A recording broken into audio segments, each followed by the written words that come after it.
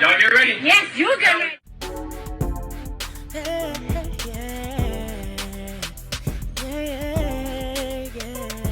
If you want the latest news in the streets, join us and tune in for the tea. Breaking news with integrity. So tell your friends and your family. It's the Lovelyti TV show, bringing you good tea and good vibes. It's the Lovelyti TV show. Be sure to share, like, and subscribe. Hey tea sippers, I hope you guys are doing good today. So a lot of you guys were sending me super chats when I did my last live stream, and you guys were asking me to do a breakdown of the movie Sinners because I had not seen it. Now let me say this, I did not watch any previews on it, any reviews, people talking about it. I stayed away from it because I just wanted to go in and go see a movie without any preconceived notions. You know, I didn't care about the Christian community and them complaining about stuff. I stayed away from all of that because it's been a long time since I've been to the movies, for one, and since I've seen like an original movie. So I had no idea what this movie was about. I never even saw a preview.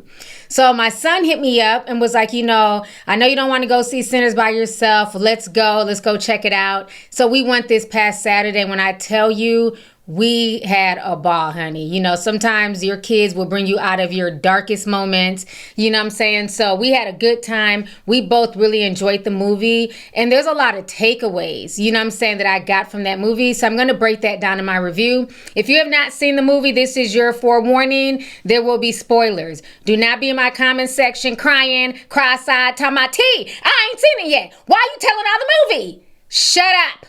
Have a tall glass or shut up, okay? I'm letting you know now. There will be spoilers. Do not be in my comment section cross-eyed and complaining, okay? So anyhow, this movie is dope. I loved it. So let me go ahead. I want to do some of the character breakdowns and the backdrops. And child, just let me run my mouth, okay? So the movie takes place in the heart of the Mississippi Delta in the 1930s during the Great Depression. So we had two twins played by Michael B. Jordan, Elias and Elijah, but they go by Smoke and Stack, okay? And what's very interesting is that the name Elijah and Elias, it comes from the Bible. So I thought that was very interesting that they picked the name Elijah and Elias, because Elijah is a Hebrew name and Elias is the Greek translation of that same name. But it's basically the same person in the Bible. So that was very interesting that Ryan Coogler decided to name the twins Elijah and Elias. And so we hear about their upbringing, which was rough. Their father was very abusive. And so while the mother was giving birth, the second twin, who is Elias Stack, he was facing the wrong way, and long story short, the mother ends up dying. And because of that, it seemed that the father always took his anger and animosity out on that particular child, on that particular twin. And so it got so bad that the other twin, who is his brother's keeper, okay, ended up having to kill the father.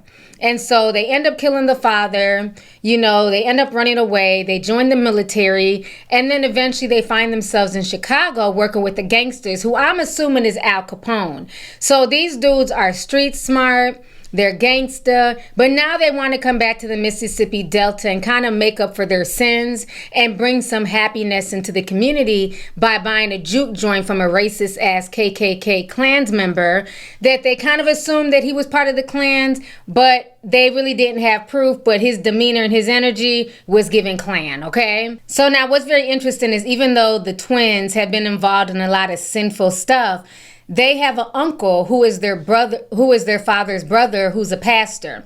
And that uncle has a son, and the son is Sammy, and Sammy is a well-renowned guitar player. His musical abilities are out of this world. He plays so well that you can feel it in your spirit. He has the connection to bring the dead and the living together with the way that he plays. And so it wasn't lost on me that this particular guy, Sammy, the young cousin, I loved his voice, his singing.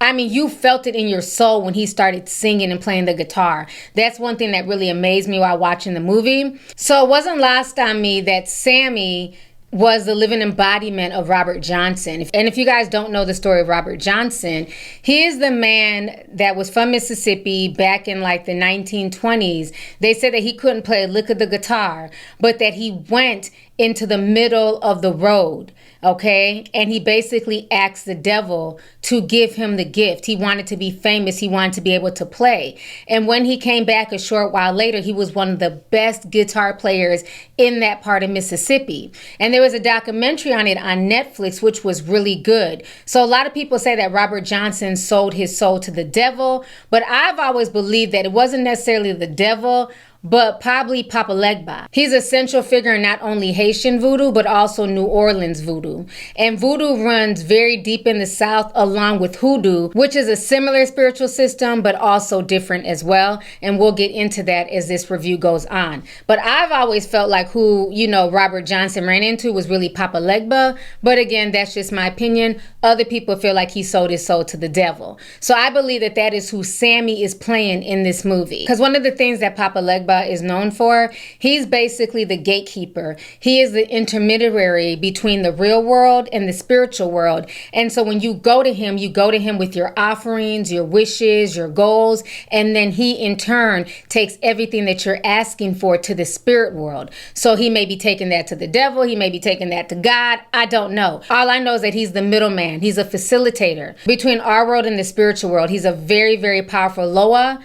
And so because voodoo and hoodoo was very popular back then, I believe that that may have been who Robert Johnson summoned when he was at the crossroads that fateful night. Now, what I liked in the movie is that there was a lot of deep spiritual, explanation to different parts. Now, Sammy is young. We don't quite know how old he is, but you can tell he's young. They end up running into Delta Slim, that's played by Delroy Lindo, who is one of my favorite actors. So it was dope to see him in this movie. I had no idea who's going to be in there.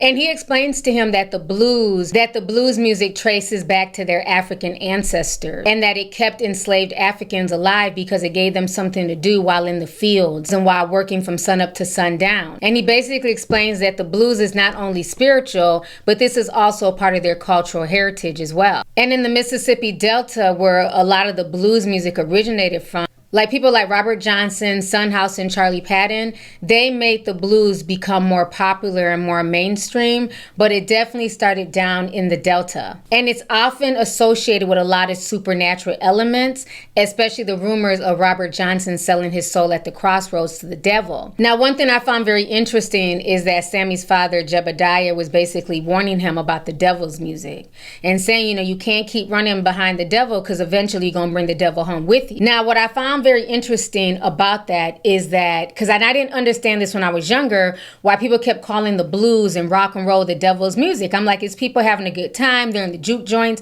why are they calling it that? But as I got older, what I found out is that a lot of preachers in the South, they were low-key hating. No shade, no tea, I'm just keeping it real. They felt like, you know what, I'm a pastor, I'm preaching all this good Christian, I'm preaching all this good Christianity. I'm teaching folks to love their neighbor as themselves. I'm doing all this stuff that basically the white man has taught me. But I'm not reaping any financial benefits because to be a preacher or pastor back then, there wasn't really no money in it. You were basically doing it for the love of God. So a lot of the pastors started feeling away because Saturday night, a lot of the men would be down at the juke joints. They'd be buying liquor and, throwing all their money that they made in the fields. They would be giving their money to a lot of these blues musicians. So a lot of these blues musicians started getting money, started becoming more wealthy, not wealthy, but they had a lot more than a lot of these preachers. So a lot of these preachers felt the way because the men were spending their money on booze and on blues music on Saturdays, and then they wouldn't make it into church to, do any type of tithe or offering, but the women would be there. But you really couldn't expect the women to be tithing like that because they really didn't have no money. So then a lot of the pastors started saying that blues and rock and roll and stuff like that was the devil's music to basically shame men to get them to come out of the bars and come back into church. So that same money that you're giving these blues musicians, you should be giving to the church because we're doing good for the community. So that's really where that came from. It's not necessarily about the devil or anything superstitious. It really came rooted in jealousy and envy. if I'm keeping it real from my personal research, okay? So I like the fact that they did have that element in there of the father, because that was the mentalities of preachers back then, is that if you played the guitar, if you played at these juke joints, you were playing for the devil. And one thing I did love about the movie is you can see a lot of the Christian indoctrination in the enslaved Africans, and how basically their traditions were beaten out of them and were demonized. So you had a lot of African American preachers, you know, they were preaching the word of Christianity and demonizing anything that was not from the white Christian establishment, you know? So I like that dynamic between the father and son, because the thing is with Sammy, he had spiritual gifts. And a lot of those spiritual gifts were seen as demonic because he had the power to invoke spirits with his music. He had the power to invoke a lot of spiritual energy with his music. And a lot of people deem that as being sacrilegious and evil because of the whitewashing who demonize those type of practices like voodoo, hoodoo, and things like that. Now, another character that's really caused a lot of dialogue on social media is Mary. And Mary was very, very interesting to me. Not only was she Stack's former lover, but the fact that she was racially ambiguous. And so there's a lot of nuances to Mary. Some people loved her, some people hate her. You know, a lot of people found her beautiful, of course. But it was, to me, I found her whole dynamic very deep. She is what you call an octoroon. Okay, she was white passing, and she kind of brings in that tragic mulatto, racially ambiguous character to life. Because to look at her phenotypically, she's white, but she has a little bit of soul in there. And so she happens to be coming back into town because her mother died. And her mother is the one who helped raise Stack and Smoke after their father died and they had lost their mother. So they were kind of raised as siblings. So she was definitely raised around black folk. So that's where she gets a bit of her soul from. But because her father was white, she was even more white passing than her mother. And so in order for her to kind of, you know, be in a better position, Stack lets her go because he knows, you know, you look white. This is not going to work. I could get lynched messing with you because they had, you know, slept together. And so he eventually lets her go, and she ends up marrying a rich au fait. That's what they called rich old white men back then. So she ends up marrying a rich au fait, but of course she's not happy because for her, she was raised around the black community and she's having to walk on eggshells because this au fait that she's married to cannot find out that she has any black ancestry. It could mean, you know, her getting divorced, her being beaten, even her being killed. So she's having to walk a very, very fine line. What's very interesting is that during Jim Crow, a lot of octoroons, quadroons, that's what they were called back then, people who were 1/8 passing, a lot of them did choose their white side just, you know, because it was a better life. But a lot of them dealt with a lot of internal conflicts, a lot of guilt, because they had siblings who may not had white features, may have had broader noses, a little bit browner skin, more kinkier hair, so they couldn't pass. But once they passed, they had to forget all of that. They had to forget their siblings, their parents, you know, so it's a very sad story of the quadroons. But they also got the benefits of living in white society. So a lot of black folks don't feel bad for them either. Now, what's very interesting is the dynamic between her and Stack, because she really loves Stack, and Stack deep down inside loves her too, but he understands it's dangerous to be with somebody like Mary. So another woman in the movie that I just love that we got to talk about is Annie. And she's played by a Nigerian actress, Wumi Masaku. And she did a wonderful job. So there's a little bit of controversy with Annie and Mary, and we're going to talk about them both. But let me go ahead and break down Annie. So Annie is Smoke's estranged wife. At one point in time, they were married and they lost a child together. I believe they had a daughter.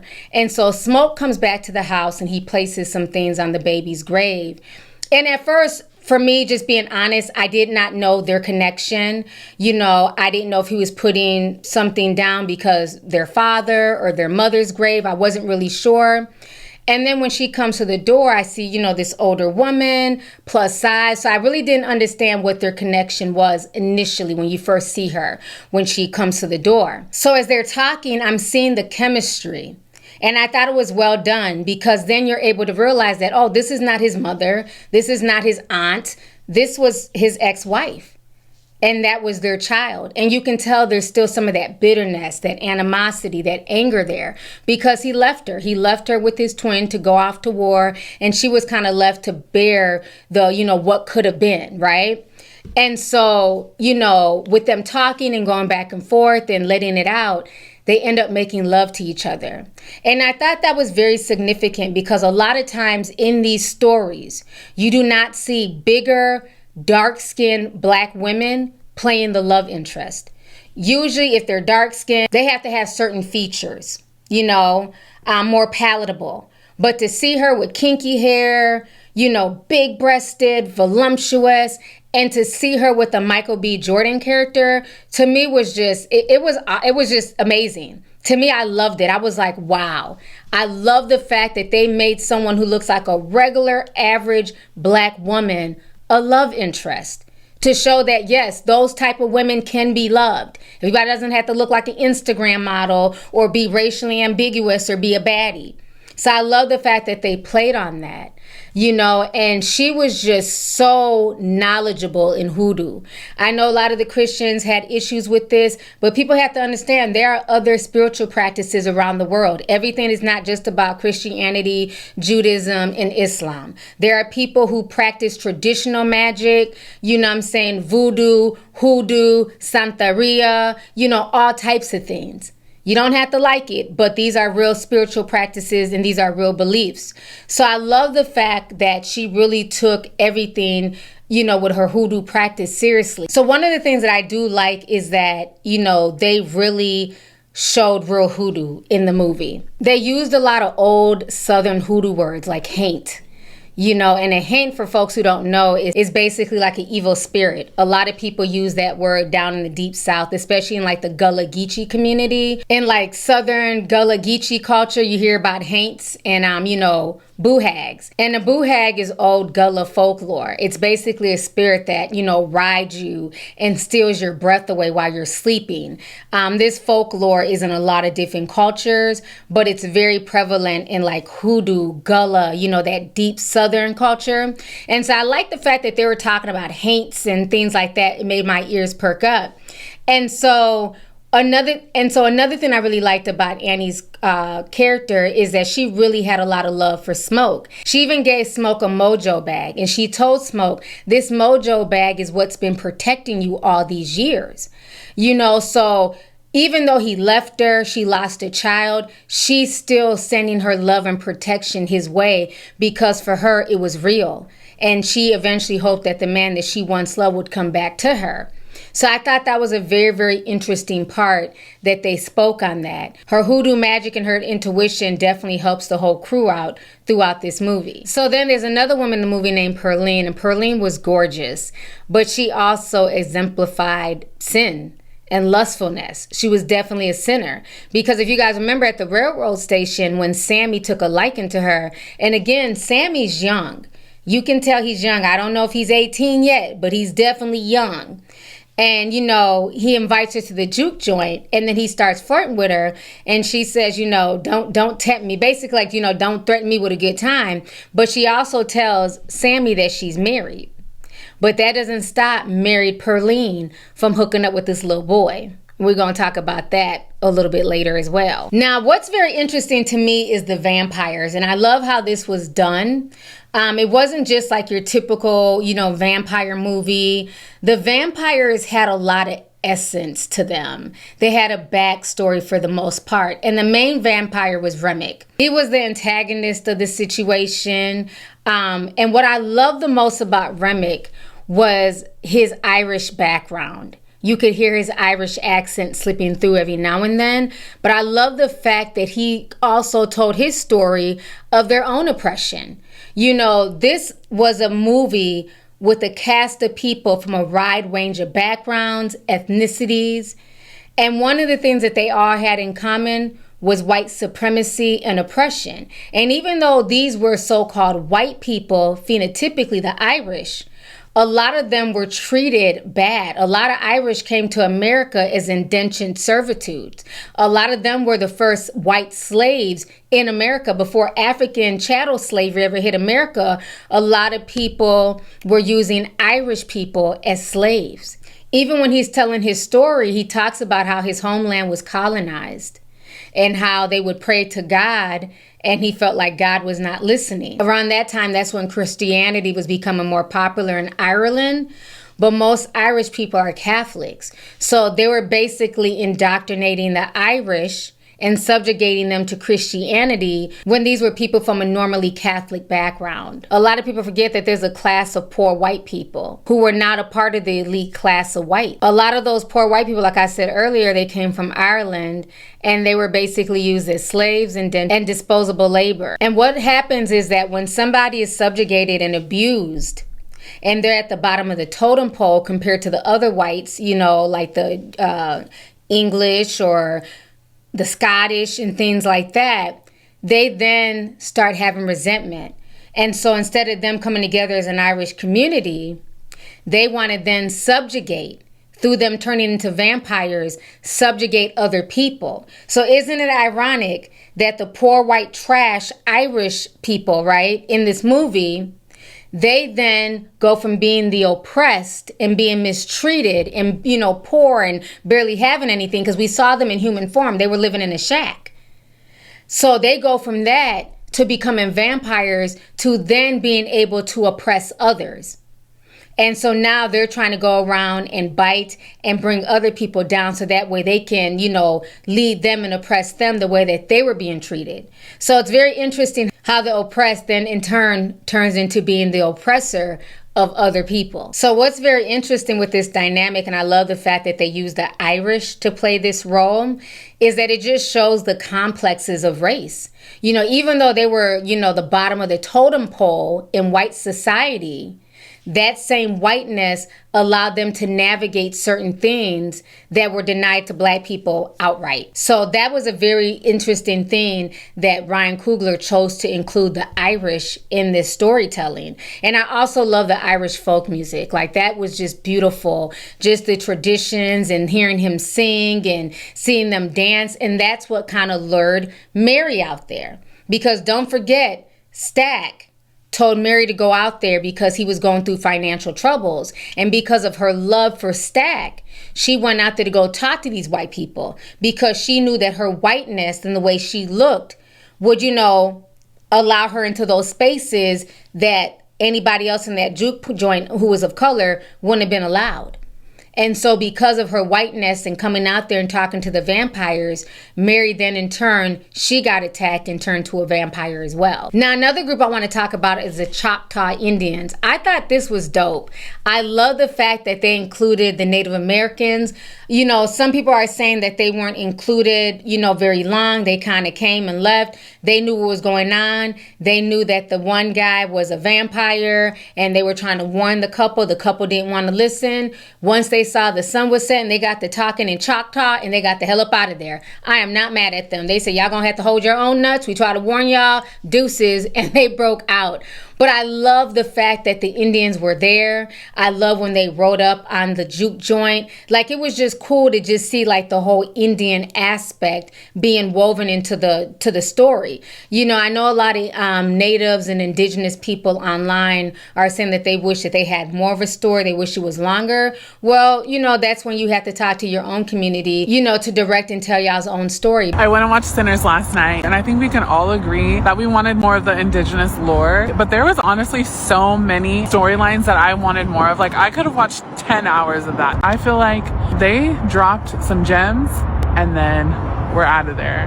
But I hope that we do get more. Because this wasn't necessarily about the indigenous people. This was a part of it, but it was mainly about, the Black folks. So, but I love the fact that they did include the indigenous people, because we do need to hear more of their stories. These are the people who were here. They're the original settlers of this country, and we know so little about them. So I love the fact that they had the Choctaw, come in, and they were trying to warn of what was to come and they got up out of there. Another thing I peeped in the movie was some cultural appropriation that came from the vampires. How they were so obsessed with Sammy's music and, his spiritual abilities. Even though Sammy didn't fully understand his power because he was young, Remick definitely did. And he wanted to culturally appropriate, Sammy's music for himself. So I thought that was a very interesting dynamic, that he was very obsessed with the powers and the things that were bestowed onto Sammy naturally that, Remick was trying to appropriate. Another thing that was very interesting to me was also the Chinese people in the movie. A lot of times you don't see the story of Chinese people, especially woven into Black movies. And I remember before I went to go see this movie, I saw a viral clip on social media, and I had no idea that it had anything to do with Sinners. But it was about Chinese people in the Mississippi Delta. I didn't even know that there was Chinese people that lived in the South around that time, because I had always assumed that Chinese people were on the West Coast because they were the ones who helped build a lot of the trains. So I assumed that the Chinese community was like in Chinatown over there in Cali. I had no idea that they were like Southern Delta Chinese people. There was a whole community. So this video was going viral on TikTok. And so I remembered that video that I saw last week. So when I watched Sinners, everything connected for me. So I'm going to go ahead and play this video for you guys really quick. When I think about how the Chinese came and just settled in the Delta from Memphis to Vicksburg, I mean, just look at it. It really filled a particular need because nobody else wanted to do it. These stores played a uniquely important role in the segregated South, serving the Black community when the white community wouldn't. And this was significant because it meant more than 70% of the population got their groceries and everyday goods from a tiny Chinese community. Frida's family store in Min Sang started out in the 1930s as two different buildings across the street from each other. One serving Black people, the other serving white people. Neither Black nor white, the Chinese community found themselves in the middle. It was like a 3-lane road. There were the whites and the Blacks and the Chinese. We all stayed in our lanes and we were fine until we crossed over. The Chinese grocers depended on the Black community for business and also served them in very practical ways. When you read about Chinese grocers in the Delta, the understanding is that y'all serve the African American community. Correct. Majority of my father's customers were African American. That's the neighborhood grocery store. It was a symbiotic relationship. Yeah. You helped, we helped each other. Early immigrants who first came by way of ship. It's after the war, the slaves were freed, and so they needed workers for the fields, and they found out that they could get immigrant Chinese. The Chinese then realized maybe working in the fields would not be their best job, and so they opened family grocery stores. This is the Chinese school in Greenville. Chinese children were not allowed to attend the white school. So they started from a one-room school. All right, so you guys just saw that video. So it's very interesting to see the shop owner, him and his wife, also in this movie. I love the fact that Ryan Coogler, took from the Chinese of the Mississippi Delta, and he wove them into this film. And he gave them nuance. He gave them soul. They had little, Black sense. Like, I just loved it. Even hearing the lady in the clip, if I didn't see her, I would think that was like a white Mississippi woman talking. She's more country than Emily. So I'm just like, wow, I had no idea that this whole part of, Chinese culture even existed. So I've been going down my own rabbit holes just to find out more about these people because, when we couldn't shop at white-owned stores, we shopped at their stores. They had to look out for Black people. But let's also keep it real. They got that benefit because even though they weren't, white, they were definitely seen as the model minority. We'll give them loans. We'll give them stores. But we're never going to give this to Black people. So it's still a slap in the face for, African Americans and how they were treated, how they couldn't get stores in their own communities, the communities that they helped build by picking cotton and, giving free labor. But the Chinese were given that almost as overseers to the Blacks. That's how I'm taking it. Sorry if anybody takes that, offensively, but that's how I kind of felt. Like the whites don't want to be bothered with the black people, so we'll make them the Chinese people's headache. But it's a very, very interesting history of how the blacks and the Chinese came together in the Mississippi Delta. So definitely check that out more if you want to know more about that. Now, another thing that was very interesting to me in the movie, which was kind of odd because I was there with my child, was a lot of talk about oral sex. And it's so funny because, like I always say, there's nothing new under the sun. A lot of people act like oral sex just, was invented in like the 2000s or something. But folks been getting freaky deaky since the beginning of the time. But it's just very interesting how they kept talking about that because, again, a lot of people look at oral sex, especially on a woman, as something immoral or evil. Even in certain cultures, like in Jamaica, they claim that they don't eat coochie, but what I'm saying, we know the tea because I did a whole call-in show, okay? And so it's very interesting that they kept talking about oral sex because a lot of times oral sex, especially on a woman, is seen as sinful. So I thought that was very interesting that kept being brought up. Even with Mary, when she talked about how, Stack stuck his tongue in her coochie, fucked her good, and well, let me play her words because I'm gonna say it wrong. Check this out. I heard you loud and clear, but then you stuck your tongue in my coos and fucked me so hard I figured you changed your mind. Keep your voice down now. When I saw that clip, that blew my mind. I'm like, oh, snaps. And then the other part, because again, the movie's called Sinner, so we're seeing all this different sin being played out in the Juke joint. As the music is playing, you're seeing Perline, she's becoming more animalistic. She's crawling on the ground, really sensual. Her back is arched like a cat. So you're seeing the spirits taking over people. They're drinking. What's another word for alcohol? Spirits. So the spirits of the music is going into the people. The spirits of the alcohol is going into people. They're getting ready to get freaky. And so the theme of oral sex being a sin in a lot of cultures.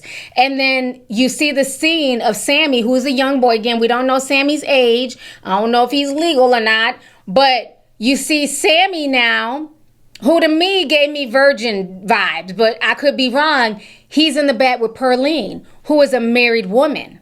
Okay? And Perline says, wait, I've been dancing. Don't you want me to wash up first? And he's like, no, I want to taste every bit of you. Okay? And he just starts, munching and crunching on good old Perline, okay? He made Perline bust up, you know what I'm saying? So I thought that was very sinful. The fact that he's performing oral, she didn't wash up, she's married. So, you're seeing how, the sins are being played out throughout the movie.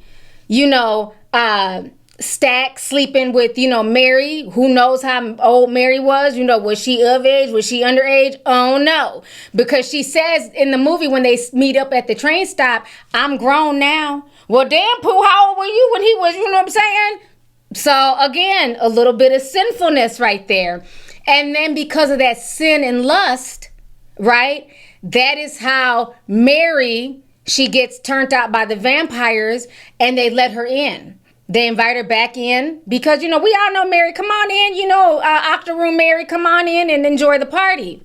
And she goes in there with Stack and she lures him with, her lustful, sinful ways.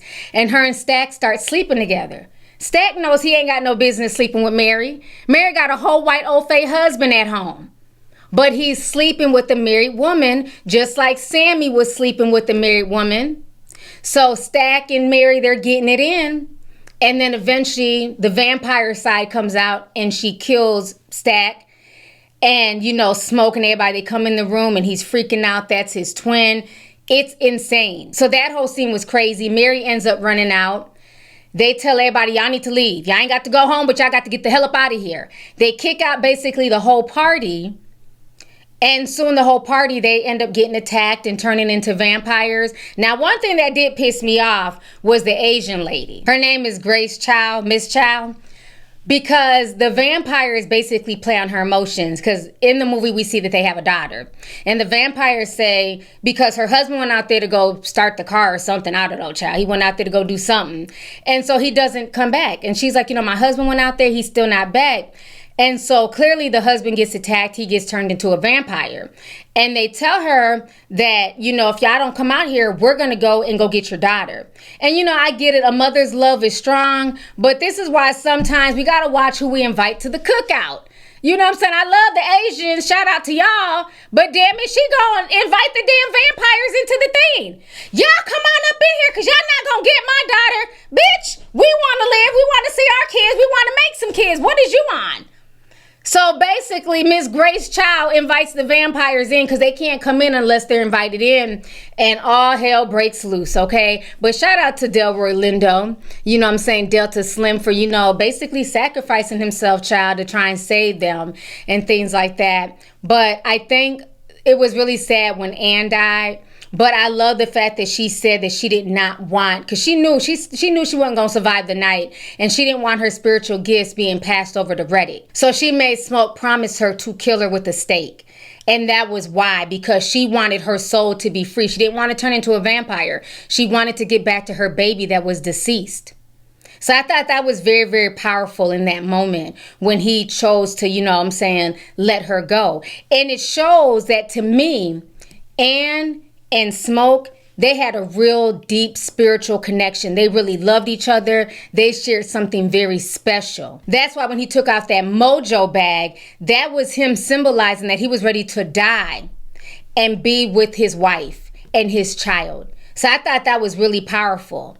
Whereas with Stack and Mary, they had more of a superficial, lustful, sinful relationship. Even though they loved each other, their love was more based on lust. They were never married. You know, it was more sex. So you can see how, even though they're twins, they operated very differently, especially with the women that they chose to have in their lives. So I thought that was a very, very deep moment for both characters. How one woman, you know what I'm saying, basically led to his demise, whereas the other woman was willing to sacrifice herself and just wanted peace. You know what I'm saying? For the other twin. Another thing that's very interesting about the two women is also how, you know, they're being perceived online. You know, how it's a lot of praises going to the ambiguous Mary.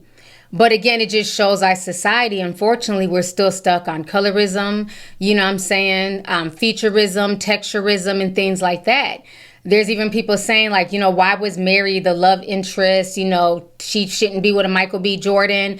And it's insane. There's love for every type out there. And we need to respect that. A woman is not just her ambiguity. Is not just her shape. It's just not her features. There's so much more to us as women. So I love the fact that Ryan Coogler had both of these strong women in these roles.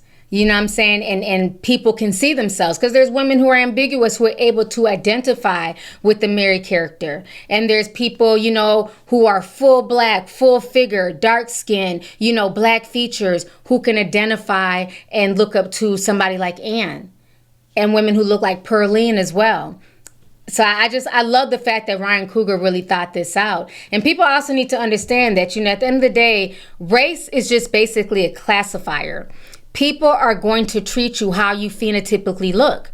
So again, all these folks trying to invite Mary to the cookout and saying that she's black, that is a white woman. She does have a few drops of black in her, but she's not going to have the same typical black experience as a dark-skinned black woman with black features, black hair texture, and stuff like that. So we need to just allow people to be what they are, which is racially ambiguous, octoroon, biracial, and whatever else.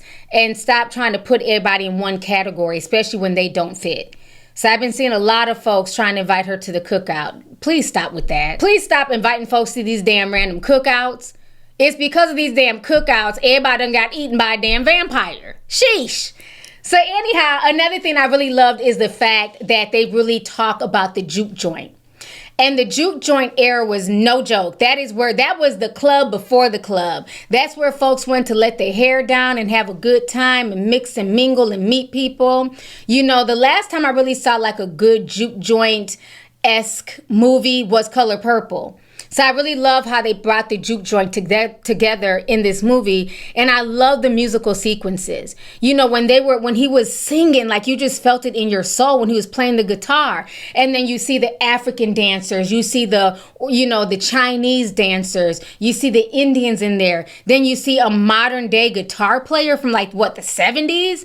It just shows you the power of music, that music is spiritual. It has the power to transcend and to take you from one era to the next. You can hear a song today and it can take you back to a time and space of yesteryear or even in the future. So I love how they really hit on that in this movie.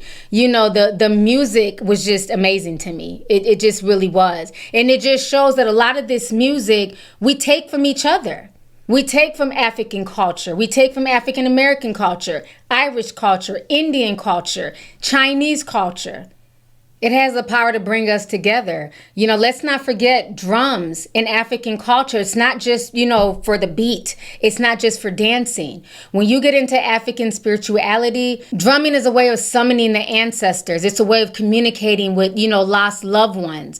Like drumming is very, very essential, very powerful, especially in African culture. It's also a rite of passage. It's a way to call on different deities. And also drumming can declare war, declare peace. So the drumming part of the movie was very, very powerful. So I just love how they played on all of this stuff during those musical scenes. And what I really loved is that how it went from generation to generation, how it started with the African drumming. The same drumming and the same beats, the same dances, the way that we moved, also modernized into modern day. Those same spirits, those same moves moved into the blues musicians, moved into the dancers in the juke joint. And then we fast forward and we see them breaking out into the crip walk. Now it's in modern day. It moved from the bluesmen and it transformed into the MCs and the DJs and the rappers of modern day era. So I just loved how it showed the transitioning of music and culture. Matter of fact, if you go to the museum in Nashville, we went there, the African American Museum, that's what that really reminded me of. They show you how everything started in Africa and how it went from, Africa to slavery, to Jim Crow, to modern day hip hop to where we are now. And those scenes kind of reminded me of what I learned at the African American History Museum in Nashville, Tennessee. So now before I leave, I also want to say the ending was very interesting to me with Sammy older. So we fast forward, we see Sammy. He's older. He still has the scratches on his face. But now he owns his own juke joint, and it's called Perline. The same lady who I assume he lost his virginity to. Well, at least his oral virginity, because we know he was a virgin in that aspect. He names the club after her. And then we see Michael B. Jordan and, Mary, they come in. They're still alive as vampires. And they're coming in there to talk to him. And he's smelling him and he's saying that he can tell he's going to die soon. And the reason why they never attacked him is because he made a promise to his twin to let him be. But you can tell that Sammy is still ready to sell his soul. Remember the father, when he came back after that whole night, the father told him, give me the guitar. You need to let go of that devil music. And we see he never let go of it. So that was kind of symbolic to the fact that, Sammy literally sold his soul for blues. His dad was trying to get him to basically get rid of the guitar and give his life to God, and he refused. So basically, in that instance, it's showing that he chose music. He chose the devil's music over his love of God. So I feel like he low-key did sell his soul in that movie. Even seeing Michael B. Jordan, in a Coogee sweater, just letting you know how, generationally things change through music. So I think my takeaway from this film is it was amazing. He did a wonderful job. And I just love it. I love the vampires, the well thought out, character arches of each character. But I think for me, I'm also taking away the musical aspect of it. And this is just proof that music is very spiritual. Songs have the power to lift us spiritually. They also have the power to drag us down. Music can tell a story. It can set the mood. Like we always say, the power of life and death is in the tongue. And music is a strong aspect. You use your tongue, to also sing and rap and things like that. So you can speak death into your music, like drill music, or you can speak life into your music. Ryan Coogler reminds us that music is not only spiritual warfare, it's also ancestral memory, and basically music is powerful and it has the power to transcend all cultures, races, creeds, and even nocturnal creatures. So again, this was a fabulous movie. I hope you guys enjoyed my breakdown. I think I hit on everything I wanted to hit on, but I love to hear from you guys. Have you guys seen the movie Sinners? What did you guys think about it? What was your favorite part of the movie? Let's go ahead and get the discussion popping, tea sippers. I look forward to reading your comments down below. I'll talk to you guys later and enjoy the rest of your day. Deuces. If you want the latest news in the streets, join us and tune in for the tea. Breaking news with integrity. So tell your friends and your family. It's the Lovelyti TV show, bringing you good tea and good vibes. It's the Lovelyti TV show. Be sure to share, like, and subscribe.